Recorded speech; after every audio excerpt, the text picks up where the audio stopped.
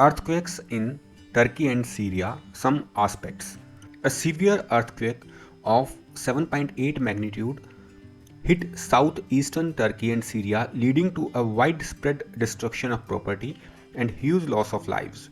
The quake was followed by a 7.5 magnitude quake a few hours later, and so far nearly 300 aftershocks have followed, significantly smaller than main shocker. Tremors were felt in Lebanon, Cyprus, and Greenland as well, which is much far away. The epicenter of the quake was near the Turkish city of Gaziantep. As per the United States Geological Survey, three earthquakes with a magnitude of over 6 have occurred within 250 km of this location since 1970. The quake hit Turkey on February 6, 2023. Against this background, now let us have a look on some important aspects related to earthquakes. Some of them are as follows. General causes with reference to Turkey. The Earth's crust consists of about 15 massive segmented separate slabs called tectonic plates, which are consistently in slow motion. However, these plates are prevented by the friction of rubbing up against an adjacent plate. When the friction is overcome by the stress on the edge, energy releases in the form of waves that travel through the Earth's crust. Consequently, we feel shaking called earthquake. On the basis of the geological makeup of a region, earthquakes can be categorized into number 1 tectonic, number 2 volcanic, number 3 collapse, number 4 induced, that is caused by human activity. Many times the plates collide, push and grate against each other. The meeting points of these plates are made up of a series of faults, that is fractures in the rocks. One set of rocks rising up relative to the other is called a normal fault, and one sliding down relative to the other is known as a reverse fault. As for the quakes in Turkey, they were form a strike slip, which is typical of the earthquakes in the region. In a strike slip earthquake, two tectonic plates move horizontally past each other, whereas in a regular earthquake, the movement of tectonic plates is vertical. Turkey and Syria lie in junction of four enormous tectonic plates, namely the Arabian plate, the Anatolian plate, African plate, and Eurasian plate. Turkey lies in the complex plate tectonic soft soil and has uneven construction of quake-proof buildings, which has made the region an extremely seismically active zone. The Arabian plate has been inching north into Europe. This has been causing the Anatolian plate to be pushed out west. Most parts of Turkey are on the Anatolian plate between the North Anatolian Fault and the East Anatolian Fault. According to geologists, rocks beneath the surface contained points of weakness. Moments caused the rocks to deform, and when stress exceeded the strength of the rock fractured along the fault. This region has many fault systems which cause many earthquakes. However, only those that result in a release of energy above a certain threshold are captured by seismological instruments. In the Turkey, Syria earthquakes, energy from nearly 300 years of accumulated strain was released. The 7.8 magnitude of recent earthquake was much bigger than the ones the area has experienced before. The fault system runs along nearly 190 km, which led to far-ranging earthquakes. Another earthquake, 7.5 magnitude, occurred further to the north of an adjacent fault system called the Surugu Fault.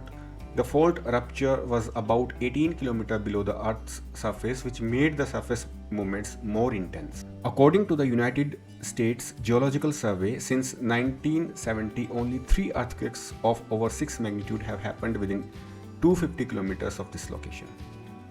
The collapse of buildings has the main reason for the huge fatality in this earthquake. Another reason for deadly impact was that it occurred in the early hours when people were in their houses. Besides, many buildings in the area were constructed of brittle concrete, making them extremely vulnerable to earthquake. Brittle concrete make buildings prone to cracking, spilling, steel corrosion, century-old made a poor quality material.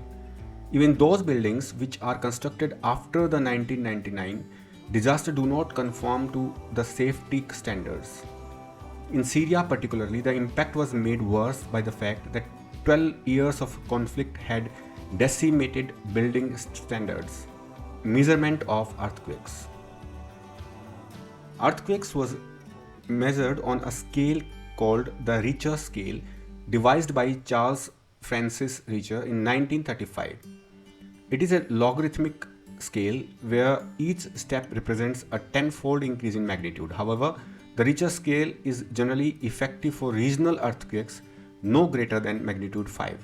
Therefore, scientists have developed a far more sensitive seismometer called moment magnitude scale, that is MW, which is more effective for large earthquakes using more variables to calculate the energy released. Seismic moment indicates what occurs during an earthquake and defines how much force is needed to generate the recorded waves. The number attributed to an earthquake represents a combination of the distance the fault line has moved and the force that moved it. Usually, tremors of 2.5 or less are not felt, however, could be detected by instruments. Earthquake up to 5 are felt and might cause minor damages.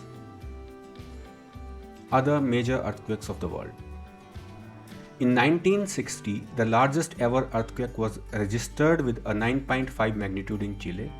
It is only broadly true that the magnitude of earthquakes corresponds to death and devastation. The 1960 earthquake was probably right around the upper limit for what the planet could generate, as the chances of a much larger quake are low. Chile has a long history of devastating earthquake, over 9, and is considered to be a model for earthquake preparedness. In 1993, a 6.2 magnitude earthquake struck at Latur and Osmanabad, that is in Maharashtra, in which approximately 10,000 people died and more than 30,000 were injured. The quake is considered as the deadliest one in the stable continental crust to have ever occurred. The Bhuj earthquake that occurred on January 26, 2001 in Gujarat had a magnitude of 6.9, killing more than 20,000 people. The tremors of quake were felt in most of the parts of the northwestern India and in some parts of Pakistan. In December 2004, a 9.1 magnitude earthquake had struck off the coast of Indonesia, leading to a tsunami which swept away entire communities around the Indian Ocean. In 2011, a 9 magnitude earthquake struck off the coast of Japan and caused widespread damage on land and caused a tsunami. It also caused a major accident at Fukushima nuclear plant along the coast. On April 25, 2015, an earthquake of magnitude 7.8 struck near Kathmandu in Nepal, killing more than 9,000 people as well as destroying several buildings and renowned structures such as Darbar Square and Dharohar Tower. However, the famous Pashupati Nath temple remained unharmed. Is India prone to such earthquake? The Himalayas was created by the Indian plate, which was colliding into the Eurasian plate and tilting upwards. So the reverse faults are the most common type of earthquake in the Himalayan region. Whether it is a strike slip or a thrust, the waves generated could be very powerful. Therefore, scientists have warned of a massive earthquake in the Garhwal Kumaon region. According to scientists, India is not safe as the Indian plate is driving into Asia at a rate of approximately 47 mm per year, sustaining the elevation of the Tibetan plateau. It will deform the Himalaya, Altintag and Tian Sha mountains and is expected to cause a steady but unpredictable sequence of earthquakes in Asia and parts of India. It is because of the constant pressure of the Eurasian plate on the Indian plate that strained energy accumulating under it has been releasing itself from time to time in the form of earthquakes. However, the release of strained energy or an earthquake cannot be predicted. Over the past 150 years, 4 major earthquakes have been recorded in the Himalayan region, including the tremors in Shillong, that is in 1897, Kangra in 1905, Bihar, Nepal in 1934, Assam in 1950. As per the Ministry of Science and Technology, the Earth Sciences, a total of 59% of the land mass of India is prone to earthquakes of different intensities considering the recorded history of earthquakes in India. Seismic zones in India. In India, the National Center for Seismology under the Ministry of Earth Sciences is responsible for studying earthquake mechanisms and shifts in seismic activities. The seismologists have classified 59% of India's landmass as prone to earthquakes, Zone 5 11%, Zone 4 18%, and Zone 3 30%. The center has classified the total landmass in the country into 4 seismic zones, Zone 2, 3, 4, 5. In accordance with the seismic zone map, Zone 5 is most fatal, Zone 4, Zone 3 and Zone 2 are least fatal. Zone 5 consists 11% of the country, including the entirety of entire northeastern India, part of Jammu and Kashmir, Himachal Pradesh, Uttaranchal Rann of Kutch in Gujarat, parts of North Bihar, and Andaman and Nicobar Islands. About 18% of Indian land falls in Zone 4, including the remaining parts of Jammu and Kashmir and Himachal Pradesh, Union Territory of Delhi, Sikkim, northern parts of Uttar Pradesh, Bihar and West Bengal, parts of Gujarat, small portions of Maharashtra near the west coast, and Rajasthan. Zone 3 comprises around 30% and includes Kerala, Goa, Lakshadweep Islands, remaining parts of Uttar Pradesh, Gujarat and West Bengal, parts of Punjab, Rajasthan, Madhya Pradesh, Bihar, Jharkhand, Chhattisgarh, Maharashtra, Odisha, Andhra Pradesh, Tamil Nadu and Karnataka. India's preparedness and earthquake-prone building policy. Government authorities have advised to follow certain guidelines while considering buildings, houses and other infrastructures. Also, there is a list of Indian standards that deal with earthquake-resistant construction.